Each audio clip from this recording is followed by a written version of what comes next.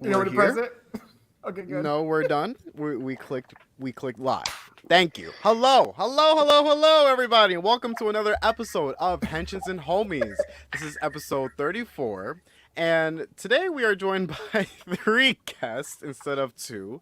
Originally, it was going to be 4 guests, but today we got 3, and those special guests are Squid, Squall, and Brick. Hello.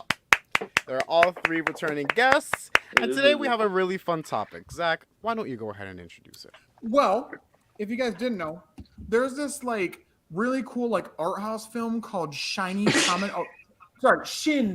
Rider. I apologize. Yeah.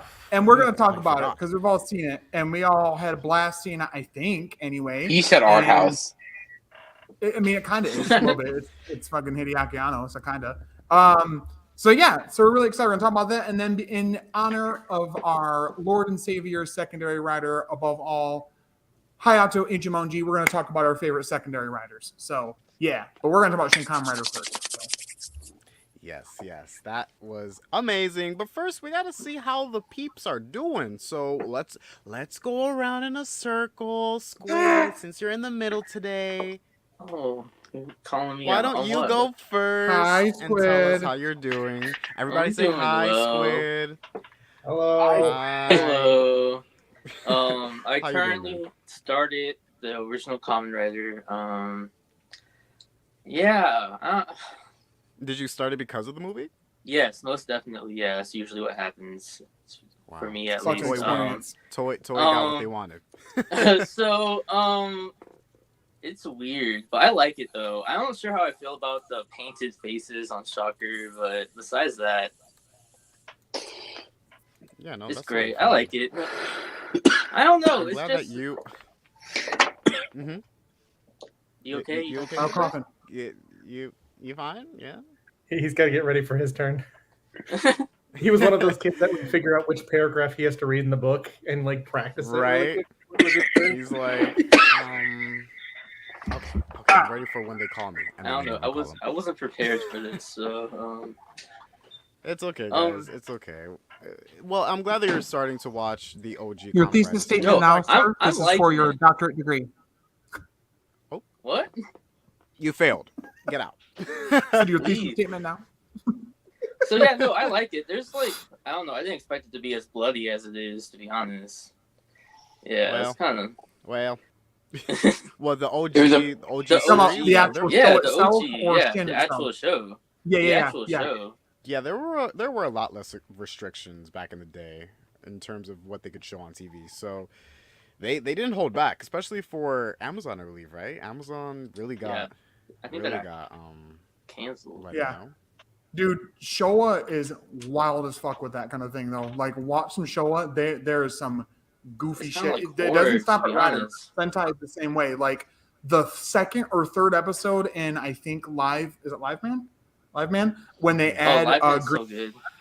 is an Mpreg episode out of nowhere, out of complete fucking Bro, thin Live- air. It's the Live- weirdest shit. But it was just on the show. That's what we're gonna do. So I show like was those. weird, man. Show was a wild time.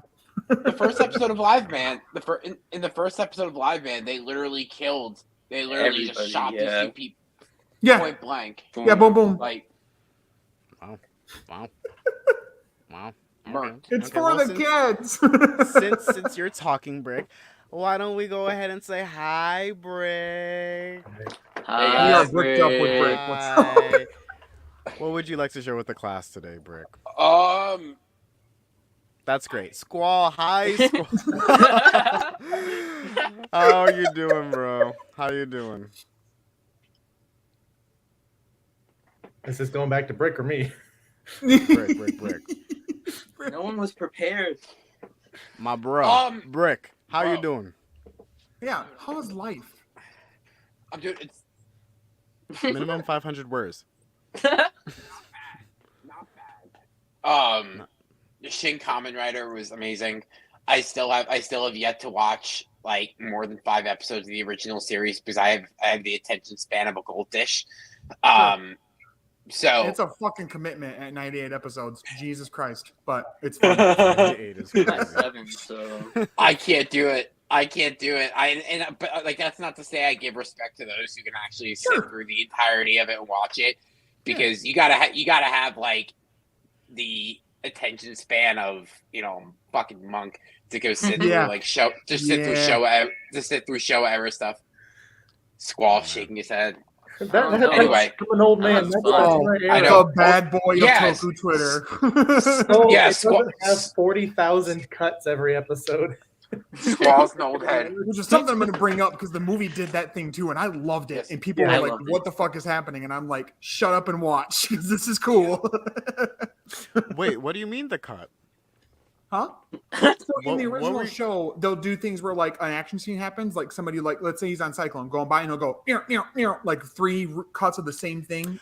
That's what you mean. They do it in the movie when too. they're rolling around on the floor. They knew making that the older people watching it nowadays would need like a moment, like a little wake up moment. So they do that every episode just to get them back in.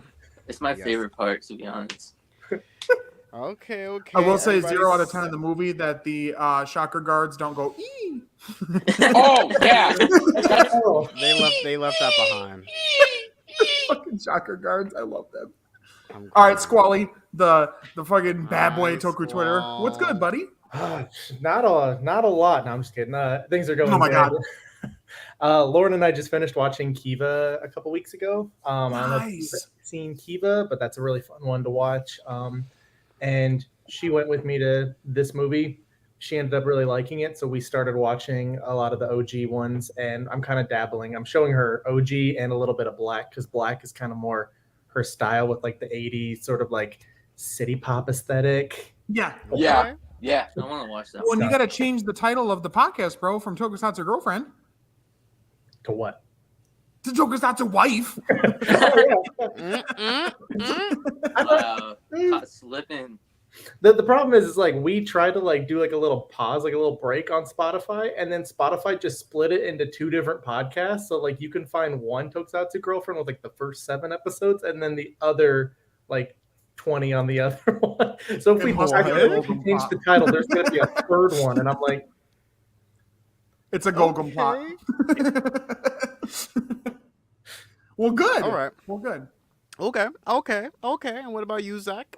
Living life, having a great time. Work's been stressful AF, but home life's been pretty good. And just trying to get things figured out and settled. Just little things with my ADHD. It's really nice to figure out small things to organize and put away and push off the desk and not be crowded by shit. But yeah, no, Shin Kamen Rider. We'll get into the details in a little bit here, clearly. But I was really excited to go see it because I didn't think it was ever going to be possible in life to ever do something like that. It's always been all of us behind our little computers like, ooh, we're watching these shows. And like, what do you mean? That's pretty much been it. As far as like a group thing, you don't really do that with these shows, right? I mean, we do, but like in person. And so my good friend Tyler, who is my best man at my wedding and just like my best friend in real life, he's somewhat into the shows, more on the Power Rangers side, and he at least owns the Blu-ray set for 01. He's not fucking opened it at all, but that's a problem of his, is to buy new movies and shows and just never open them but display them. It's a good paperweight for But I've shown him episodes of Geeks and the original show and just other things, and he does get a kick out of it and thinks it's great. And the perfect thing to say with how he felt about it, it was so cool going with someone who's not as initiated as I am, because he said, you know, there was really stupid, dumb shit happening, but then I went, oh, wait, there's like 5 or 6 badass things happening around this stupid, dumb thing, and that's really cool. I said, welcome to Tokusatsu. if you needed a description for how these shows are, how they play out. It was a sold-out theater. Our whole theater completely sold out, no tickets left. There was no poster. Theater was sold out too. And the other goofy thing was that they zoomed in really far to like, I guess somehow the copy they tried saying was somehow a made-for-TV copy or something. I was like, I don't understand how that's possible.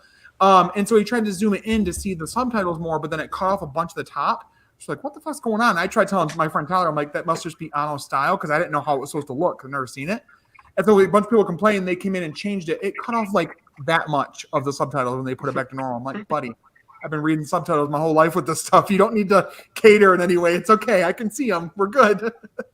But it was a cool experience. And I brought my Desire Driver with me, and somebody was like, whoa, is that the Desire Driver? And I was like, Yes, you know what it is. Oh my god, I'm talking to a real Yo. living person who knows what I'm doing.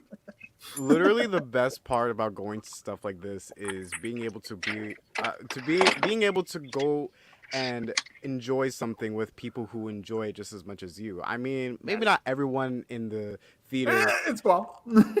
understood. There The were some Toku musty ass boomer. people.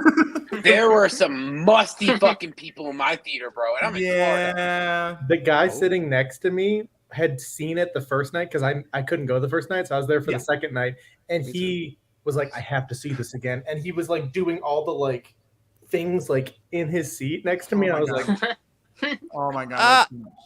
that's too much. I will say you one can talk about one time in sync without ever saying a word to Tyler, we did both say henshin at one point when one of the times that they said it happened.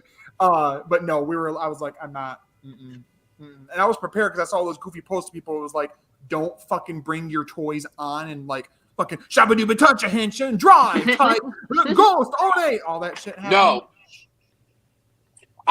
There was some girl who went to who was at my showing, and she came up and talked to me because I was wearing my like O's jersey from Al, and meanwhile her and her boyfriend were musty as fuck. I smelled like they came up to me and I just smelled a waft of must. Anyway, she was like to me, I was gonna bring my Deno driver, and I'm like, please don't. No, that'd be the worst one. Because well, here you want to know why I say that too? Because the Deno standby sound is also my alarm clock and my ringtone. Why would you do that? Why would you do that to yourself? Because I go to the gym at 4 o'clock in the. It's true. Okay. Yeah. Above all alarms. That's when I go. So you're saying that if you hear that, you will get PTSD and think you Thinking have to about it, wake I feel up. like the Desire Driver standby for the most part would be pretty relaxing to wake up to. It wouldn't be that jarring. I feel like. I feel like anything you make an alarm will eventually become extremely annoying because it's the last thing you want to hear, no matter how fun it is. I've had it as my ringtone for the last like 5-6 years. I still haven't got burnt out of it. I don't know. I always hear it. That's I'm one like, of your favorite seasons too, isn't it, Squall? Oh, yeah. Deno? Yeah. Boom. Okay. got a horrible last arc, but I was gonna say, yeah, a lot of seasons have that. Well, it's all right. Look, I was gonna say, besides Brick's experience being with musty people, it's cool to go to the theater and experience this kind of stuff with other people who like it. Now, as for me, because everyone went, I'm doing all right. I did a couple things at work, keeping me busy, getting that money. But other than that, just doing life, living life, like you said, Zach. Just being here and having fun. And here I am on the podcast, ready to talk with my fave peeps about a movie. All right, so let's go ahead and start the topic with this question. How easy was it to get to the theater? Because it seems like, especially before we started this stream, that it has become extremely hard to get to the theater. Going around, like, who wants to share how difficult it was? I'll go.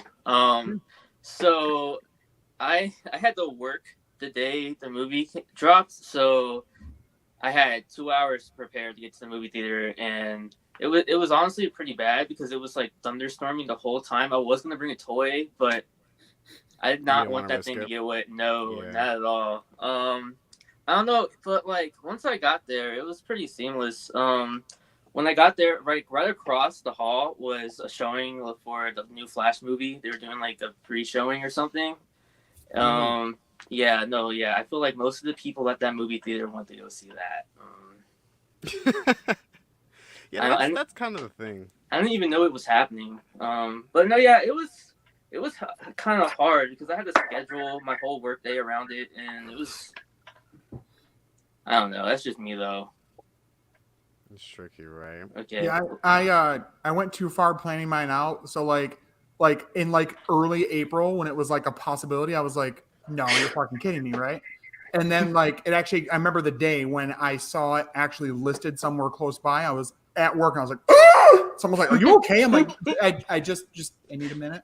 So I walked outside and I called Hannah. I said, Hannah, it was my wife. I said, Hannah, this is really important. She goes, are you okay? I'm like, oh, no, like geeky important. Okay, good. She's like, oh my God. I was like, I'm okay. so hear me out. And I explained the whole She's thing like, about, no, you know, it's the just- movie just and make like coming on this certain day and blah, blah, blah. And she was, Zach, just get your tickets and bring your like levels down by like 4 and you're good. I was like, okay. So I got off, instantly bought the tickets for my friend and I, after I already bought them, said, hey, got us tickets, blah, blah, blah, blah. He's like, cool. He was like, all right with it, like fine.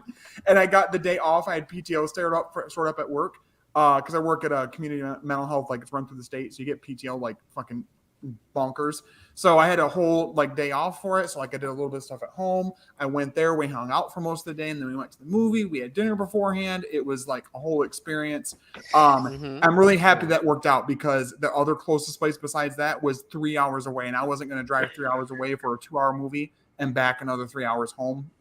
For Kamen Rider, it's for Kamen Rider. That's for Kamen Rider. I mean, Yeah. I say that, but I feel like I probably would have been unhinged enough to give it a shot. You gotta ride for the ride. Not for Shin Ultra or Shin Godzilla, which I do. I just got my copy of Shin Godzilla in the mail. Actually, Oh. I gotta watch that. I haven't seen that one. And I got Shin Ultraman pre-ordered because I mean, if this was so fucking good, the other ones have to be. But mine wasn't too bad, but I feel really bad for the other people that had to go really far. Zio Akito said that he had to go somewhere. I think it was about that 2-3 hours away, something like that. So, and he went to see it both days. Wow, Yeah, that's dedication. commitments. Oh, Frankie, Frankie, we can't hear you. I'm gonna dub over Frankie. My bad. No, now I'm curious. What would you have said? Here, mouth some words and then Britt, go for it. I don't know. Henshin. I don't know. Yeah. I was saying that Zio is a committed man, and he already got that review out, so you already know. Go ahead and watch I mean, the he review. did a spoiler-free review, saw the movie a second time, did a spoiler review, and amended his score by seeing it a second time and what he got from it seeing it a second time, and created another skit character just for that second video. Yeah. If Zio's gonna do one thing, it's going puts to the work be in, goddamn. creating a skit character for anything. His universe is growing, guys, and I think we should start to become a little concerned because it's going to bleed into reality. Yes, He's gonna start affecting the multiverse. Squall, what Every- about you? Where did you have to go to be able to see it? Did you have any troubles getting there? Take a boat? I live in Civilization, so it was playing at literally every theater in my city, so I didn't really have a Right. I problem. hate you. The I thing hate is, you. I That saw was a Shin knock towards Godzilla Zach back in the day when it specifically. came out. Like it had a huge, time frame to go see it, so I could find a good time. It wasn't that hard. I didn't really want to see Shin Ultraman because I had some friends in Japan that went and saw it, and they were just like, if you don't absolutely, love it, it's a hit or miss. You can wait for it. So I was like, all right, I'm not gonna worry about it. And then I had a friend who went and saw Shin Kamen Rider and said, like, the action scenes were fun. If you really like the original series, it's great. Otherwise, you can pass. And I was like, oh, well, I guess I'll save like $40. I'll just wait. It's not super pressing. I got more things to take on. I had to that day I had to film something for work, but I was waiting because again, I have to rebuild all the stuff that I had. So I was waiting for lights from Amazon so that I could film. And it showed up at 6 p.m. that night. So I was like, all right, well, I guess, my even if God. I wanted to go the first night, I couldn't. And then I checked one of the other theaters that was playing it because everybody probably went to AMC or something like that. But we have a couple other options here. And so I checked that and I logged into my old account and it had tickets that rolled over. So I got in for free and I was like, hell yeah, I'll go see it. Nice. Wow. There we go. Yeah. So Yeah. it wasn't too hard. The It was problem literally, here was that red. not every theater near me does Fathom events. Fathom events are not something that's every single theater. So there's a theater literally in the town, near the town where I live. I live in one town, a town away is the other one called Muskegon. They have a theater there. They don't do a whole lot of Fathom events. They weren't doing anything for this. I was like, that's So they're bullshit. 'Cause lame, you've done them is what before. you're But I was jealous because Frankie got to take a picture by a fucking poster for his bullshit. I didn't see a poster of mine. I gotta tell you my story, but before I do, Brick, do you have anything to add about your experience going to the theater? No. I got into an Uber because I went incredibly. I smoked 3 bowls before I went in, and I crushed a thing of popcorn when I got to the theater. But I got into an Uber and I started listening to the original rendition of the Kamen Rider theme song. To get Yeah. myself excited. Yeah. And I walked in. I was like, "Yo, this movie's gonna be a fucking roll." I was like 5 minutes late. But like I missed the opening scene, and I was kind of upset. But I said, "Fuck it." Okay, so was it a thing for everybody? Because they had they just were like right into the movie, like Oh, yeah. nothing, like it was just a bunch of silly other weird shit, like no previewy type thing. And it was like one Shot Factory thing about Deca Ranger and whatever that's coming, whatever it releases, and then it was like, I was like, whoa. Not for me. Oh, really? Like it was weird because I had left Lauren to go get a drink, and she was the only one in the theater because our theater had like maybe like 7 people in it. And they all wanted to sit like right next to us in the middle. I was like, but I left, and apparently, like while I was gone, empty silent theater, Fathom Events like has like this background track that they start playing like 30 minutes out, like where it's just like a bunch of like people murmuring. Yeah. Like a layer bed of like murmur to make it sound like there's something going on in that theater. What? That scared the shit out of her. I was like, what the hell? That's so weird. I wouldn't want to be her like in that empty theater and all you hear is.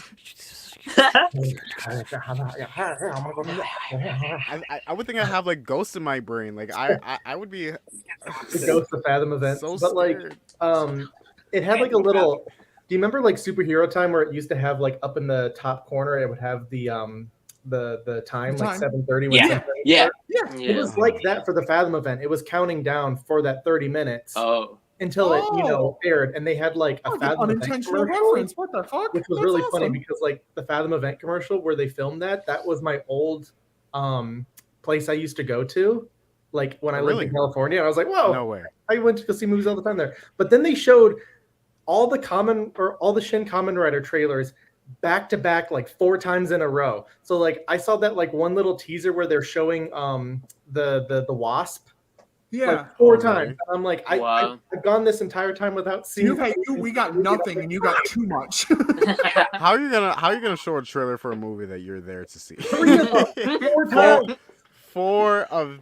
4 times. Yeah, mine was That's like too much. I said, the Shout Factory releases, physical releases, and then it was like a bunch of fucking random anime shit. I'm like, okay, you guys don't know a single fucking thing to put up here. You're just putting shit up to put shit up.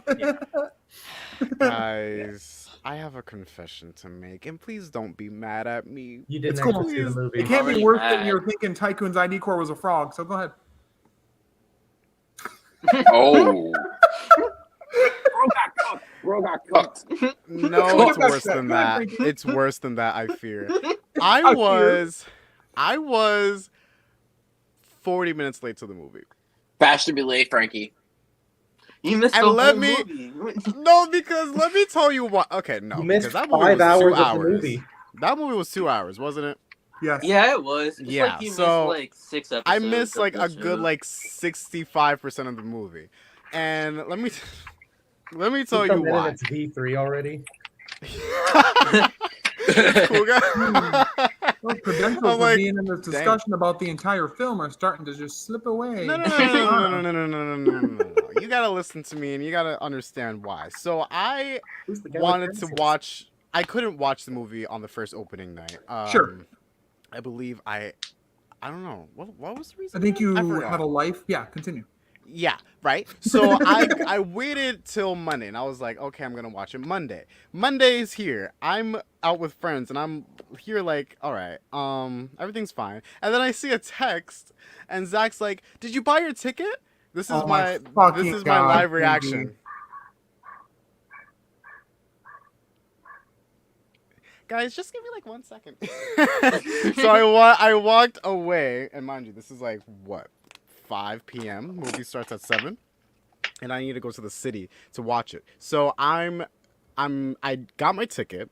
Thankfully, it was being like a little weird. So I got my ticket. Good thing I messaged you because I wasn't sure if I was gonna. I was like, he's probably he's responsible. No. You hikey reminded me to go watch the movie, and it sucks because this movie has 1 airing, and I'm on the day that wasn't even guaranteed to happen. Yeah, the second. The second day. So if I miss this screening, it's it. Or Like, the I'm not gonna watch it, or like at least legally. So anyway, I wanted to go to the train. So I ended up going down a few blocks, finally got to a subway station, and I'm in the subway, and it's a while away. It's a while away, but it wasn't that long. Like, I would have been early. So it's embarrassing. to MTA. admit this. But then It's the the subway was MTA. attacked by Shocker, right? Yes. Oh man, it was so So hard. annoying. That's the All you only hear is excuse acceptable. No, I am in the subway station. I was exhausted. Don't hate me. I took a nap. Don't hate me. I took a nap. I missed my stop. Delano, Joaquin. I missed my stop. Just flame me. It's Oh tough. no! And I ended up going to the movie theater I go to and got a ticket for was in Manhattan. I fell asleep just for a little bit. I woke up. It's so stupid to say this. I woke Stand up out. and I'm might as well, right? I woke up and I'm like, oh, I'm not there yet. So I look up at like the stops Yeah. and I see like I got the names confused. I thought I wasn't there yet, so I waited even longer, 30 minutes more than what I should have, and I ended up in Brooklyn. Yeah. I ended up in Brooklyn, and I get out. I'm like, this isn't the stop. This is a Manhattan. And now it's 7 p.m. So yeah, that's great, right? Just fun stuff. The movie already started. You were saying that it starts pretty early, so yeah. So I go back into the subway station. I finally get to the theater that I meant to go to, and I walk into the theater. It was so awkward though, because you want to know what the scene was when I walked in, when they What? were fighting Wasp.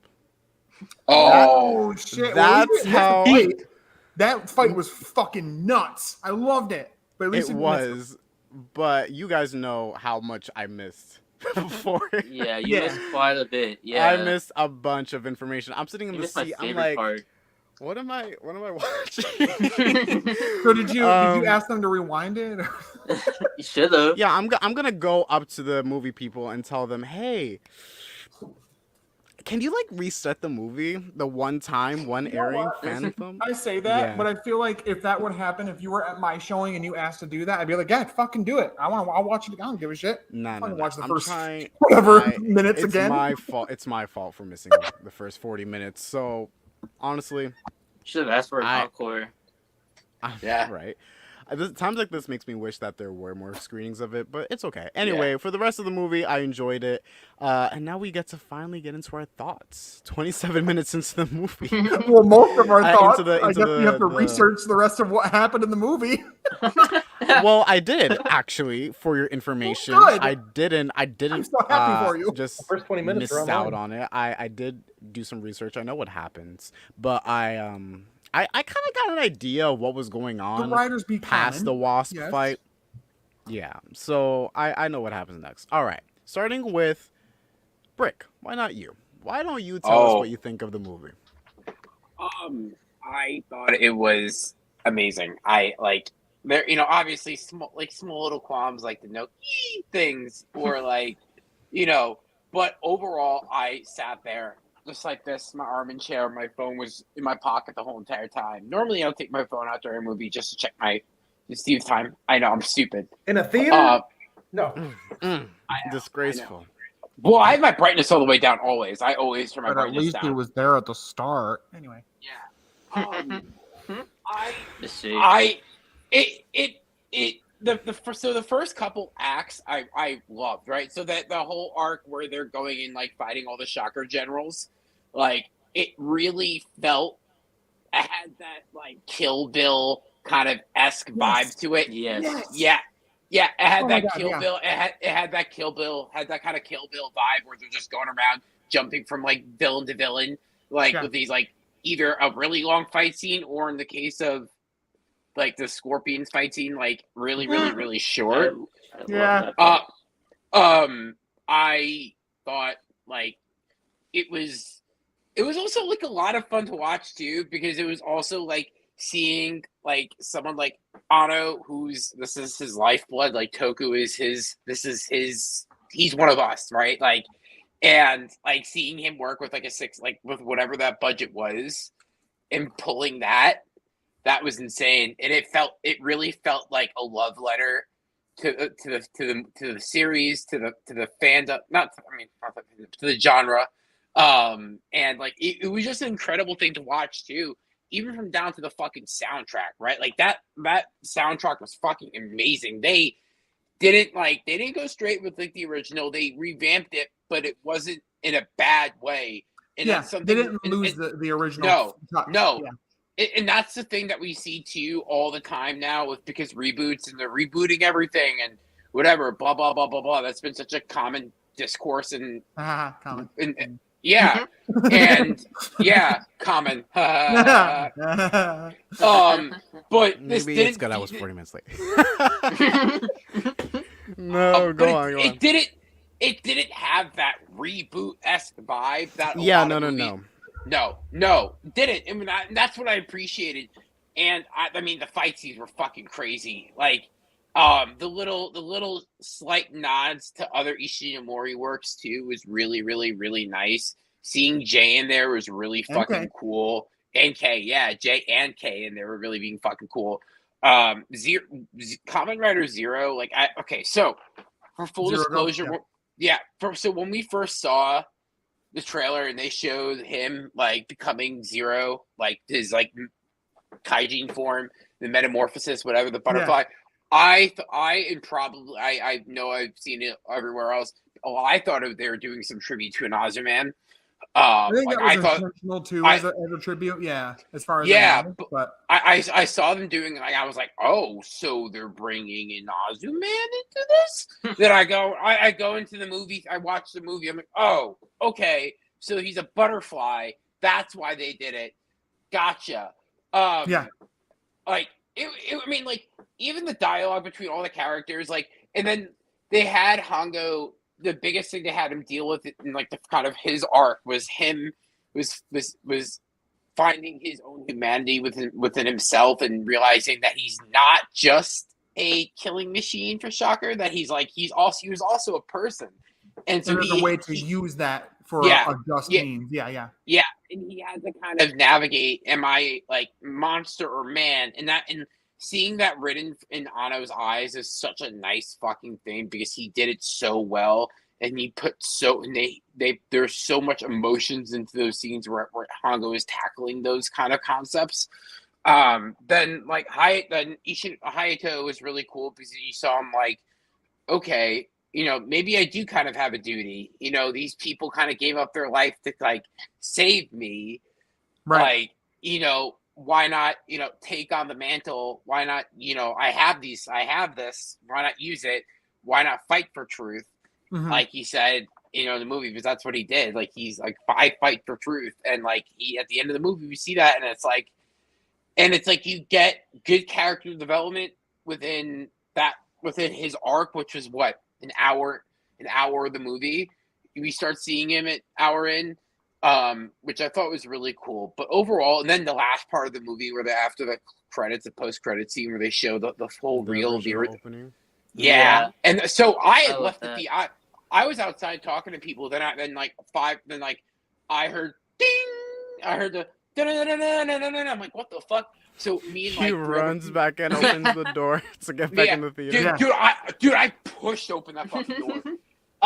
And like I ran back in. I'm like, yo, this is fucking sick. And I just there was this Fathom events with the little audio track. Yeah, the murmur.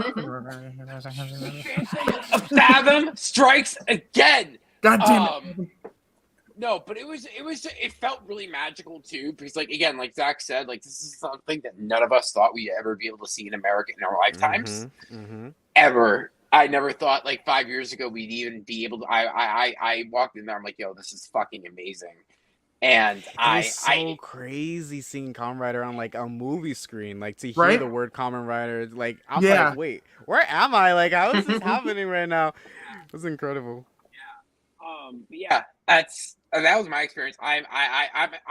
It's really solidified my love for the show. Like, it really made me fall in love and kind of like solidify. I'm like, yeah, this is my stuff. Like, I was so excited. I was like, I matched with a girl on Bumble that day. She asked me what I was doing that night. I'm like, I'm going.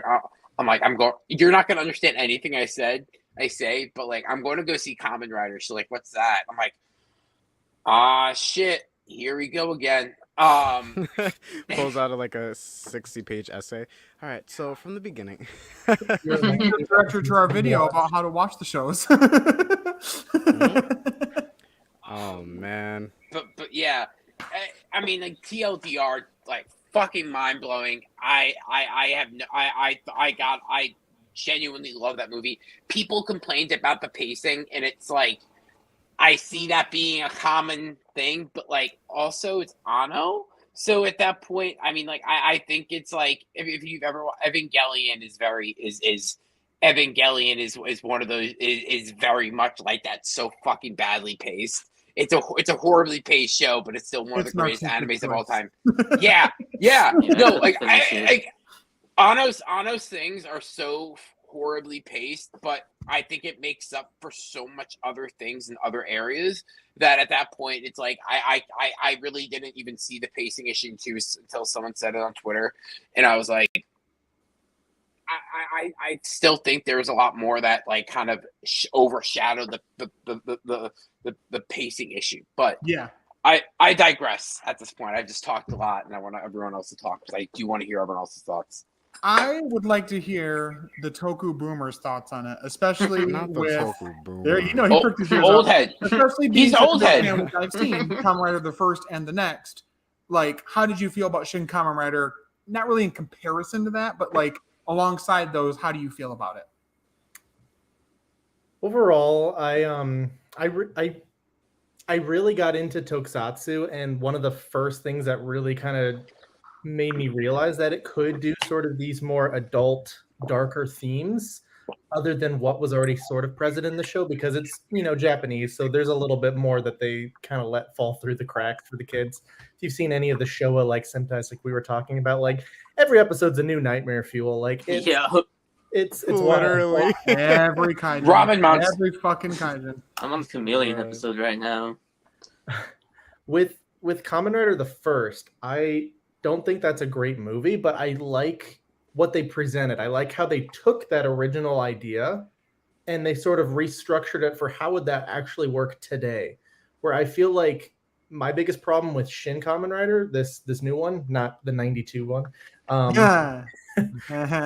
is that it incorporated a lot of what we've already sort of like, we know with the original series and we know with the original writers, but it didn't do a whole lot other than like they have cell phones, they have computers that really made it feel like it was taking present day. Like it still felt very old for the only reason just for like, you know, like the sake of it looking like that or paying homage to, you know, the classic stuff. Yeah.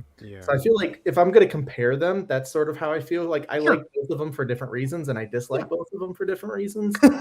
Neither of them are perfect in my opinion. And I feel like the biggest problem, a little bit with pacing, but not necessarily like the pacing was bad. I see Tom's comment. You respect the Toku Boomers. Oh shit! What's up, Tom? I'm I think I'm getting to the point I'm almost a Toku Boomer myself. All right, so I think the problem, and it's really prevalent nowadays, is movies for the longest time tried to fit an entire story in about 2 hours, and that's not really good storytelling. It's very hard to do that. You have to cut a lot of stuff out. Like if you've ever read a book that they then adapt into a movie, unless it's like a completely different adaptation, they take out so much stuff, they leave out so many things.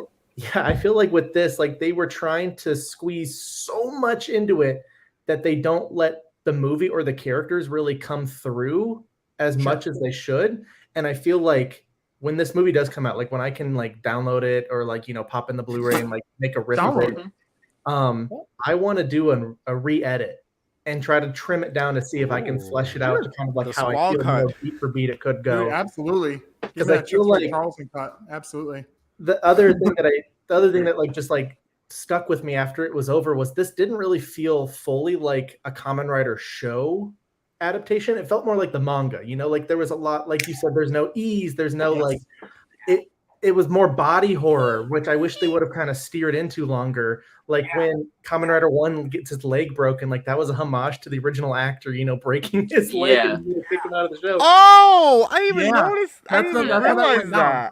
Yeah. So So there's Hanko's like fun original stuff like actor, that. It's so random to me. Haruki Fujioka, got in a motorcycle accident and broke his leg, and that's why they brought in Hayato to take over as the character, well, as a new character. And then eventually he healed, and they brought both of them in, and it ran for 98 episodes. So I knew that original story, but I didn't realize that in the movie when he broke his leg, that was supposed to be referencing the fact that the original actor broke his leg during filming. And it's even funnier that Kamen Rider 2 breaks his leg. So he literally takes his spot. yeah, And there was one shot Lauren and I were cracking up in the theater. I'm the main character, bitch. where like he's crawling towards I forget what her name is on the ground. Rico. And, yeah, his leg is broken, but in this one shot you can clearly just tell that they put his boot on backwards. It's really funny. But I think like with it more tying it to sort of like the manga, they didn't really, it didn't feel like like the TV show. Like I feel like if they would have done all those generals, like they could have done like a boss rush, they could have done like a montage set to the original theme, and they could have made it played it up, and then that would have given them like 20 more minutes that they could have expanded or done something more with, so it didn't feel super rushed. Yeah. And then obviously like the CGI, like again, this doesn't feel like it's a Tokusatsu homage. It feels more like it's a Shotaro Ishinomori montage, like homage to what he did, and making that vision happen however possible. With Toku, they did it because that was the cheapest way that they could do it. But nowadays you can make it with a computer, even though it looks goofy in some places.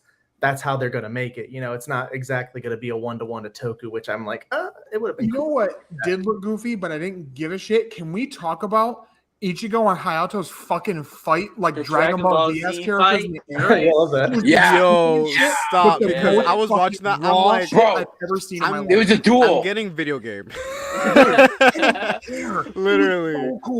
It was so cool. I was like, I don't care. I don't even give a shit. Saber can have its goofy running on the fucking light thing. I don't give a fuck. This is cool as fuck. It's cool as fuck. I loved it.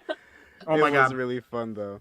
It did feel like I was watching like PS3 characters in the air like fighting, but I didn't care. Like Zach, like I was just watching it we're because so fucking it was fun. seasoned to this goofy shit. Exactly. I was gonna say like we're so used to goofy CGI quality, so it's like I don't fucking give a shit. Yeah.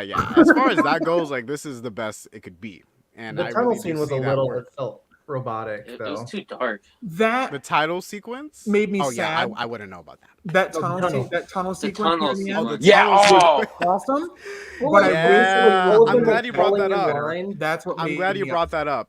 And like where they're It- shooting him in the head, it just looked like really robotic and rigid, even though the shot's really cool that it's Yeah. following them circling, but like it's just Yeah, it I doesn't- didn't really like the fact that it was so dark. It also reminded me a little bit of, like, you know how people bash Black Panther, like that scene with like Killmonger, Oh yeah, the where final like fight. they're yeah. falling, and like it kind of made it feel like it was straight from like a video Yeah. game. I kind of got a little bit of that. I vibe, haven't seen anybody. If I it's do, forgiven, I'll like- personally end them myself. The fucking wasp fight was the best fight I've ever seen in my entire life. In any Rider season, like it almost kind of stands to like be as exciting of a moment for me, because it felt like when it gets really high speed with it, it looked like it was pulling pages, like it was flipping pages of the manga. Like I know he didn't fight exactly a wasp like general, maybe he did, but not exactly like that. But that got the style of the manga in there. It felt like they were flipping pages of how fast it was going to show her speed and his speed matching it. That was a really interesting idea, and I thought that was a really cool thing that like really like that shocked me. And we've all seen weird shit in Toku, but that was like, whoa, oh, okay, all right. And even my friend Tyler, who, like I said, uninitiated, was like, this is really cool. Oh, fuck. Oh, shit. Oh, shit. And like I everybody could kept just saying it with us. We imagine were, like, Zach in his seat. reacting He's in like, waves. Can you imagine the guy sitting next to me doing the same thing the whole movie? Oh no, the I guy was sitting like- next to me was so bad. the guy I sitting like next to that. me was actually not that bad, but he was like, oh wow, oh yeah. I'm like, Bro. okay. They have those D-box seats that like move with the movie. That's like what this guy had, but it was Ooh. free. Fine then. Squall, Yeah. what do you think about the wasp fight then? Did you like it? It was good. It was good. Cool. Zach's like, why wasn't it great? Squall? No, it's fine. He's just hard to please, and that's okay. It's a high class show to say it's the greatest thing you've ever seen in your life when there are Yeah, it's a lot like of really good I things. know Like, it was you just mentioned really Kill Bill awesome. earlier. it's up there, but you can't say it's the best. No, yeah. Yeah. It's definitely good for like a Toku project. Yes. You know, Yeah. they have a lot of money that they can For put what it towards is, it's Yeah. really nice. All right, Squid. Squid. Okay. So, I really liked the movie. At first, I loved it. Honestly, I'm gonna talk about the CGI real quick. I tweeted about this. I think Zach saw it. Where like whenever the Bat Og was flying, It was so bad. it was so bad. It reminded me of that really old YouTube video where that naked guy's walking to the store and he's like, ah. Yeah. Yeah. Going to the store. Oh, Walking I to the store. do know what tweet you're talking about. Yeah. Yeah, no, it just reminded me of that. I couldn't take it seriously. The CGI just kind of, I don't know. Besides the CGI, I really liked the movie. Honestly, I was thinking of a lot of things, but now I'm blanking. So my friend's Save me, comment please. about the whole goofy shit surrounded by badass shit was about the bat flying, Maury Og Yeah. flying. He's like, when he started flying, I was like, this is fucking dumb. This looks like somebody has like a And then he bat got toy shot. on like a string. And he's like, wait a minute. Like 8 different badass things happened around this. I don't care. I said, welcome to Tokusatsu. And that's what he was about the bat Og flying. Yes, the Bat Og. I don't know. Everyone has Komori. something so nice to say, and I'm just like, oh, the CGI is bad. Well, but you not everybody has really touched on the relationship with with Hongo and Ruriko. Yeah. yeah, That was good. Ruriko. What are your thoughts on that? It honestly, I was this close to crying when she died. I didn't cry, but I was this close to crying. I didn't I was cry. shocked. Because I was, But it definitely was close. shocked. I It was made not me- expecting it. So it made me yeah. more mad than anything. But yeah, the whole thing where he had to put the helmet on, he just saw everything that she wanted to say Like to the him. memories she planted yeah. into the helmet, and when he took it off, he was tiny. I knew he was gonna be crying when he took the helmet off, and I was right because when he did, he was like looking off into the sunset, thinking about her. It was really wholesome though to see her What- gone. What did you guys think about? I don't, Frankie, you didn't see this part. Okay, I'm sorry. Let me leave the call. About the Scorpion Og. Personally, my favorite little clip in that movie is just so funny to me when she starts screaming ecstasy multiple times before, and then like Oh, the Scorpion Like, Og. yeah, and when they're like staring at the computer and she's just moaning. It was Yeah. so Yeah. funny to me because Pardon. Yeah, it was she was being murdered, but it sounded like she was having sex. So a little bit. yeah. Yeah, it was weird. It was weird. I feel like if Okay. we get the Squall Okay. cut, we'll get an extra scene put in there of why the fuck she does that. Related. It's deleted. He's like dragging that to the trash can. Yeah, no, that part's not going to be in his. I mean, all No, it does it's- is get that's them how what you- they that's need how you to end fight, the you know, montage. to take out Waspog later, but that's it. So So you Um, intersperse her between the other fights, and then you end the song with that. I And the two just staring really awkwardly at the screen, like, what the fuck? Was that you? Okay. Really, what the So I remember things now. So my boyfriend, I brought my boyfriend to watch this movie, and he knows nothing about Kamen Rider, even less than me. He And- walks into your room. He's like, He's like, turn it Well- off. Turn it off. I'm weak. But when Nago, that's his name, the second writer, Here you go. Nigo, when he started to henshin and he was doing the diss, right? The pose. Yeah, my boyfriend, he was like, why is he tabbing? And I'm just like, oh. they invented it. That's what you They say. invented dabbing, really, because that came first. Really. It really did, yeah. But so the guy next to me, so I went to go. My friend went to go with us, but we couldn't get a seat with us sitting next to each other, so there was a guy in between us. And It was the same guy at Squall showing. I'm just kidding. Yeah, was it the same guy? He was. he was. I can tell he was a really big fan, but he just wouldn't shut up. Like he was like, "Say Rider Kick, please say Rider Kick," and I'm Oh just my like, God. "He's not gonna say Oh Rider my Kick." god. Do the art. Do their art. Do it. I would have. Uncle Boomer in the wild. And he's the reason it's taken so long to get the physical releases. Right there. I am That's the weak. guy who said, "Oh, blah blah blah, Shirker. Here's where our subtitles come from." That's the guy. That's him. That's him. Wait. I'm thinking of like the nerd emoji with the glasses. Ah! No, that's him. Yeah, like I just Yeah. shut up, and he ate his popcorn really loud, so it was kind of annoying. Oh, but- I would have knocked that popcorn straight out of Because his he fucking was hand. like, Oh my God. Hell no. and I'm just like, I'm trying to watch this movie. See, I feel kind of bad because I had like a really decent experience with it, like with everybody else in the theater. And what was cool was like when it started, I was like, if I react in any way to this, people are gonna think I'm fucking weird. Then I went, wait a minute, we're all watching Everyone's this fucking weird ass weird, movie. yeah. No, they're not. And so like in waves, I think we all started realizing that. So then we started like all being fucking like super Crazy, excited and yeah. pumped when dumb shit was happening. Like, The best My part. theater was super reactive about a lot of stuff. But I was sitting there with my late ass. I'm like, just after Ruruko's death, and he's talking to what we find out later is Tachibana and Taki, and he just straight backflips in the middle of the conversation. There was a lot of unintentional like comedy throughout this movie. Yeah. when Yeah. that who like half grass mantis guy, Yeah, I the forgot try, the other half. the Yeah. try all. yeah, when he broke his mask and he's like, why would you like, no, I'm heated. Like everyone was laughing. I'm like, yeah. This is serious, guys. Honestly, I'm like, guys, shut up. the funniest thing about the movie for me is at the beginning it says PG-12, and like not even 30 seconds later, it's just blood everywhere. Right? I'm Yeah. weak. Oh yeah, Frankie, you weren't there for that. Hey, All right, found Squid, you out don't have to that, keep rubbing that in. I'm aware. in that beginning Jesus. scene, and this just makes it even better. That beginning scene, even though it starts fucking out of nowhere and like punches you right in the face with starting, So great. with no lead up. For us anyway, Squall had it differently in the lap of luxury apparently, but I'm crying But, with the 30 they second use- count, the 30-minute they use countdown and everything. miniatures. In some of the scenes where the trucks are flipping over and explosions Yeah. and shit, they use some miniatures and stuff. That is so fucking cool. That Oh, they yeah, put I remember that part. Yeah. What was that? Yeah, you know what? Shut up. No, Frankie, no. It was not your favorite part. You were not there. You were No, sleeping. I remember. Dreaming about I it. remember. It was like, woo, yeah. Like I was there. I was invisible. That's why. All right. Well, Squid, is that all you wanted to say? Yeah, that's it. That's all I had to say.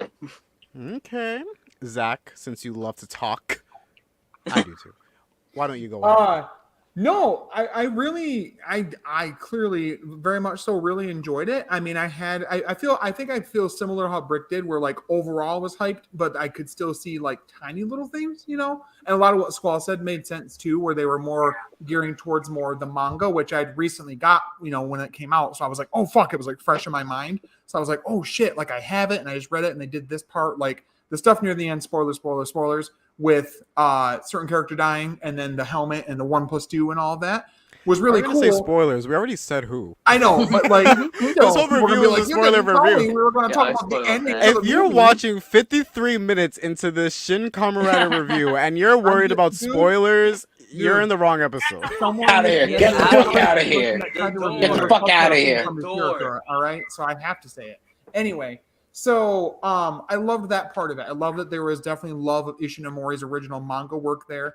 I do agree with Squall, now thinking about with Squall, that a little bit more of the actual showness, I think, should have come through a tiny bit more.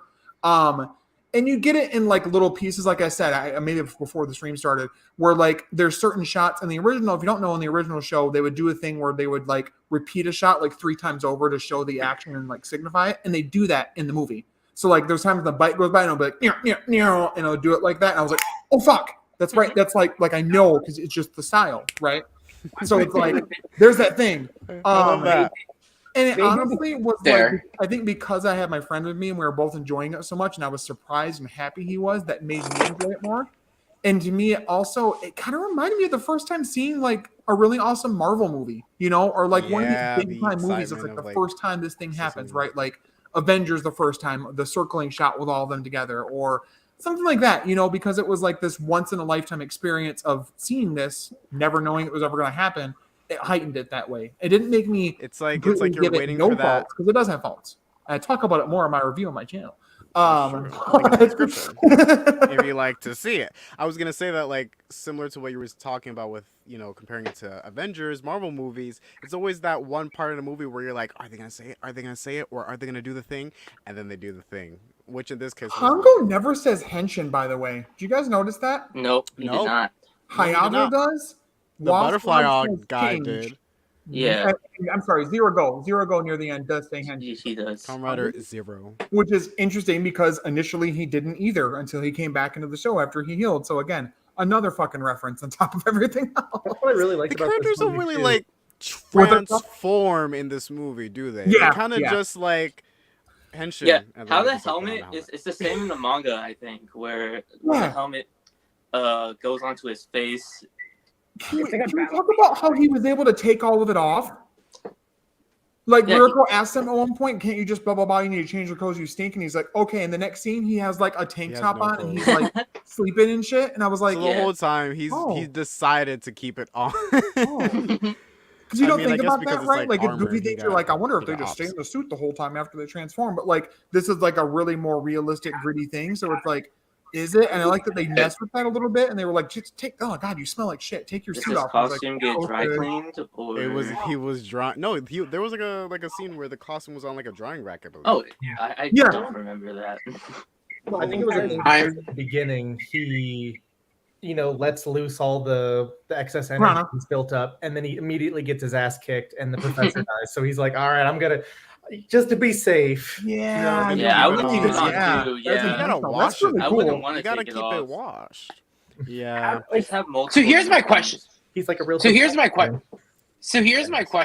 Yes, How does he use how does he use the bathroom in his fucking suit? Like, Thank you. that- It's, I'm it's sure the you can button take it on the off, other though. side. It lets it You out. know that Og. You didn't see the fucking zipper? Komori Og is up there shitting and pissing in the goddamn sky. And Guys, is you're like overcomplicating doing it through it. the They control don't- thing, they which we don't spend shit. enough time on that. Excuse me. They don't shit. Og, like controlling a whole ass city. That was fucking scary for a second. Yeah. When they're walking and then he realizes, wait a minute, stop, and the people stop with them while they're walking. The crowd. Oh, that. Well, Did you not notice That was what's kinda going funny, on? though. Wait, no. Wait, I'm thinking. No, I'm thinking of Oh, something fuck. else. He doesn't eat, does he? What's that? He doesn't eat, does he? I don't Or think. don't they have that scene where she's like scarfing her food, and he's just like, I haven't really been hungry, Yeah, no, he doesn't eat. so he doesn't poop. So he doesn't poop. yeah. He just He doesn't. But doesn't on the he straight prana diet, He dog. doesn't discreet. But does he pee? All he No. needs is the wind, baby. He No, doesn't need water. Literally. That was cool too. He needs to How they run. took, He just like, runs. This idea of you don't need the wind to transform, that was kind of a thing in the show that they don't really talk about, and they like gave it more of a presence as a concept. Yeah, and I really like that. Mm-hmm. Yeah.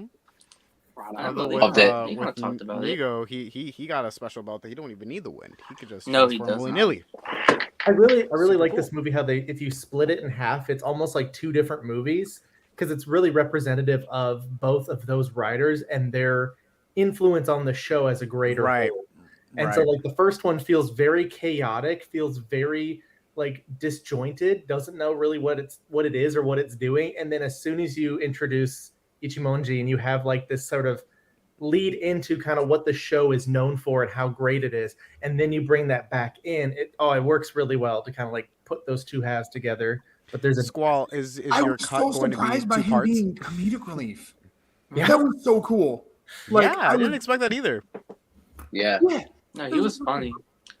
So was Yeah. Ryuko's whatever her name is, her Ruko. brother. Rudico? Yeah. Did you sleep with No, my she was sister? hilarious. That caught me off guard. That was great. Oh yeah. I was gonna say that I was watching the Wasp fight, and all of a sudden people start moving again. I'm like, oh, would have been nice to know what she did for them to do that, but you just explained why, so that helps me feel better about 40 minutes late. I also like, and people have brought it up too, but I like the line about happiness is just a stroke away from pain, because what that means in general, when you really think about it, but also actually apparently in the Japanese language, as far as I can tell from Kanji. posts about it, the characters that make the word happiness and that make the word pain in some certain way, and how Japanese. I don't know enough about it to confirm this entirely. Just what people were saying about it, analyzing the film. There is technically a like brushstroke difference between happiness and pain, so it's on two different levels there, and I thought that was really cool. And the way that it like explained everything of how Ichiro, the brothers, saw the world as opposed to everybody else, you know, wanting to decide everyone's happiness for them as opposed to people reaching for that themselves. That was really cool. That's an Otto thing. That's a pure Otto thing. Otto, like that's all him, man. Like that's I feel like I needed to smoke after that. Like, oh, you're right. Happiness is but a stroke away from pain. Happy, like that is the most Otto. That is the most Otto quote I've ever seen. Like, happiness is just a stroke away from pain. Like that's some shit you hear in Evangelion. Like a t-shirt. It did feel very anime-esque. Yeah. Oh, Al Combo, if you're watching. Yeah. Sorry. Yeah. Okay. Yeah. I want to add something to the conversation. We've been talking a lot about the story. I don't like your tone. What? Is it because I'm 40 minutes late, Zach? God. Anyway, I want to talk about... Shut up! You're going to be like, what do you think of the Kumo arc? Oh, wait. Oh, man. We've been talking a lot about the story. I want to get into, like, the way it was filmed. Ooh. I couldn't help but shake the feeling when watching this that it just felt so much like a Wes Anderson film. You know what I mean? In the way that it was, I get some raised eyebrows. Yeah, it was what I mean by that. It did things, yeah. Okay, so like with Wes Anderson films, there is something called planimetric composition, and planimetric composition. I may be saying it wrong, but it's the way that the background is like a flat plane, and the character is always like, you know. It's almost like if they stick out from the background, you know, they're not always blended into the background. And I felt like, especially with that wasp fight, I'm sorry if you hear my chair clicking, but with that wasp fight, I see all these like really far out like wide shots, really, you know. And so later on in the story, especially during like the more climax moments in the show, you see like these kinds of camera angles, and I'm thinking to myself like, wow, this is a really interesting way of filming. Now, I am not so familiar with Anno's work, like the movies that he's produced, but if this is his style of filming, I really do like it. So much so, in fact, that I did a little bit of research about like, you know, how he likes to film his movies, and something really interesting that I found out. I'm not sure if you guys know. I'm so proud of my boy, my son. Good job, buddy. I want to hear it. I'm excited. You were so excited to tell me. He was going to video call me. I'm like, I'm sorry, I'm at work. He's like, it's okay, don't worry. Yeah, no, this is this was exactly what I found out. Apparently, this movie was sometimes shot with an iPhone. Yeah. What? I didn't know that. This was done in Shin Ultraman as well. They shot some shots. They filmed some shots with an iPhone in 4K. And I find that really interesting. I want to bring up shots. So then I don't think they go into illusion in the beginning, detail like about some that. of the weird fish. Was it like Ridiko's like confession? Not confession. Like you know, when they first go into the secure home, and they have that really close-up shot. I'm pretty sure that one, because like the quality you can see it shift before they go down the elevator. Yeah. And if you warp it a little bit, like doing a fisheye angle lens on it, or you know whatever, it can hide and mask it a little bit. Mask.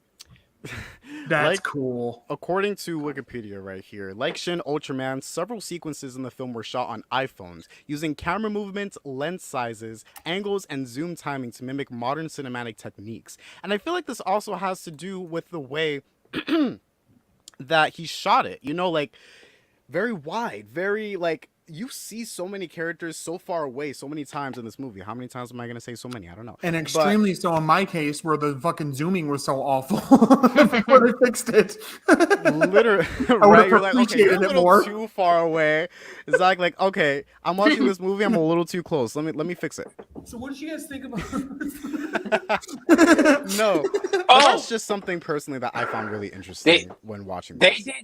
They did the Kubrick stare in the beginning of the movie while he's in his mask, and like it was just like I wouldn't know. Fuck, I didn't even notice that. Yeah, they did the Kubrick stare, and I was like, I found they released, someone screenshotted it during like when they released the first 20 minutes as like in this initial episode back like a couple months ago. Yeah, I that's like been my favorite screen. That's my favorite moment of the movie is when he does the fucking Kubrick stare into the fucking camera while he's in his fucking helmet and he's having a fucking like existential crisis. Yeah, in the middle of the fucking bathroom and is like having like a Frankenstein moment. Am I monster or man type thing? He's like, and he's staring at the fucking camera. No, it was. That was a good moment. Yeah, and it's so fucking crazy too. Like they filmed that shit, some of that shit on iPhones. Like it's incredible. And then also, I really liked how some of a lot of the scenes weren't crowded. If you really noticed the movie too, No. a lot of the scenes were not crowded, so there was no. There was one. I'll wait for you to finish, but there was one. Besides the wasp scene, but that scene was intentional. But like where they're all kind of gathered together. But like if you really look at like all the backdrops too, they're in such remote areas that it's not what you drive and you see him. I think it's Hongo driving down the road, going to the final battle, and you just see K. I think just standing. K is like a little hamster from Malcolm in the Middle that you see in every episode, just kind of rolling around. K is just there in the background observing, which I think is really fucking cool too. But like everything is kind of minimalistic. It's not crowded, and which is I will say, right, we're so oversaturated with Marvel content now, like Marvel, DC, everything, and it was really, outside of it being a Kamen Rider movie, it was nice looking at also from the lens of not being a non-Marvel superhero movie too. Yeah, like it wasn't trying to be like a Marvel movie with like, no, the way they no, filmed it or like the writing. No, absolutely not. No. And it's so fucking refreshing because everything is so, all the Marvel and DC stuff is so fed to us, and it's like I'm tired of it, and I wanted You want something different, like, more stylistic. Yeah, exactly. And I walked into this and I was like, this is so much fun. So great. You're good. I just want to say, you mentioned not a lot of crowded shots. So literally the movie ends, we go out, everybody's like, we're like singing the song together, the rider kick, rider jump, whatever. Go out. My friend Tyler's like, I was like, hey, what do you think? And he goes, well, I'd like to know how Bat or Komori had hundreds of coats for all the Ruriko clones. Yeah. Oh yeah, that was a crowded scene, huh? I was like, shut up. He's like, no, I'm just kidding. It was fine. I'm just going on my head. But like they didn't have, but like the battle between Hongo and Hayato wasn't like in a crowded area. It was in a warehouse. Literally in the air. I want someone to, Squall, instead of making the cut you're gonna make of the movie, I need you to take that fight and just edit in as many DBZ sounds as you can for that fight, please, because it works so well. I thought that Man of Steel had the most DBZ live action thing we'll ever get in fights, in general for live action. This fucking beats that. It does it better. So I just need the noises. Man. And plus, like, what's really unfortunate is that someone like what you were saying, Brick, who is really into Marvel and stuff, will see this movie and think, oh, this is bad, because it doesn't look like the oversaturated Marvel style that we have been fed to for years, decades. But it's sad because it pushes away that kind of creativity that Ano had for this story, where he's doing something different. He's doing something that other movies aren't always going to include. And I personally think that is really interesting, and I would like to see more movies that take risks. Did you guys know this? Wait a minute. Look. Yeah.